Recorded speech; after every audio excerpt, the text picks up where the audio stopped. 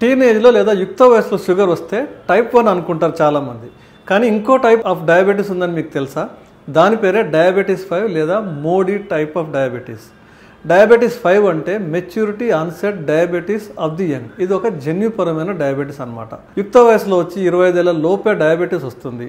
కానీ టైప్ 1 లాగా కాకుండా ఇప్పుడుండే టైప్ 2 డయాబెటీస్ లాగా బిహేవ్ చేస్తుంది. వీటిలో గొప్ప తేడా ఏంటంటే జెనెటిక్ మ్యూటేషన్, జన్యుపరమైన కారణాల వల్ల వస్తుందన్నమాట.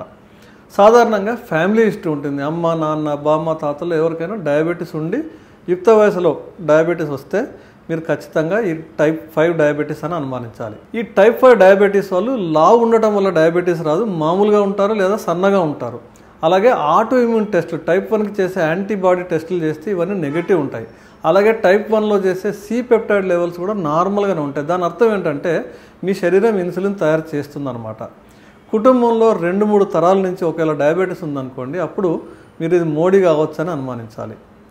జెనెటిక్ టెస్ట్ చేస్తే ఇది మోడీ టైప్ ఆఫ్ డయాబెటీసా, నార్మల్ డయాబెటీసా, టైప్ 1 డయాబెటీసా తెలిసిపోతుంది. పిల్లల్లో ప్రత్యేకించి యువకుల్లో డయాబెటీస్ వస్తే వెంటనే ఇన్సులిన్ ఇంజెక్షన్లు వేయాల్సి వస్తుందేమో అని భయపడాల్సిన అవసరం లేదు. ముందుగా సరిగ్గా డయాగ్నోస్ చేయించండి, మంచి క్వాలిఫైడ్ డాక్టర్ని కలవండి. అది మోడీ టైప్ ఆఫ్ డయాబెటీసా, మరో టైప్ ఆఫ్ డయాబెటీసా గుర్తించగలిగితే దాన్ని మేనేజ్ చేయడం చాలా సులభం అవుతుంది.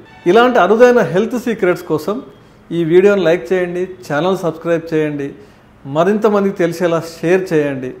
మీకు ఒకవేళ ప్రత్యేకమైన డయాబెటీస్ రివర్సల్ ట్రీట్మెంట్స్ కోసం కావాలనుకుంటే స్క్రీన్ పైన నంబర్ కాల్ చేయండి.